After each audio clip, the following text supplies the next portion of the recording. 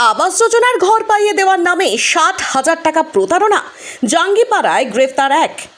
আবাস যোজনা প্রকল্পের অধীনে সরকারি ঘর পাইয়ে দেওয়ার নাম করে এক ব্যক্তির কাছ থেকে বিভিন্ন পর্যায়ে মোট ৬০,০০০ টাকা প্রতারণার মাধ্যমে আদায় করার অভিযোগে একজন ব্যক্তিকে গ্রেফতার করেছে জাঙ্গিপাড়া থানার পুলিশ। অভিযোগের ভিত্তিতে জাঙ্গিপাড়া থানায় একটি নির্দিষ্ট মামলা রুজু করা হয়। মামলার তদন্ত চলাকালীন পুলিশ অভিযুক্ত ব্যক্তিকে গ্রেফতার করে। গ্রেফতার হওয়া ব্যক্তির নাম হাবিবুর রহমান, পিতা আব্দুল হাই, বাসিন্দা বাকচা, থানা জাঙ্গিপাড়া, জেলা হুগলি। পুলিশ সূত্রে জানা গিয়েছে, আবাস যোজনার ঘর পাইয়ে দেওয়ার প্রলোভন দেখিয়ে অভিযুক্ত ব্যক্তি অভিযোগকারীর কাছ থেকে ধাপে ধাপে মোট ৬০,০০০ টাকা গ্রহণ করে। পরবর্তীতে অভিযোগের সত্যতা যাচাই করে তদন্তে নেমে জাঙ্গিপাড়া থানার পুলিশ তাকে গ্রেফতার করে।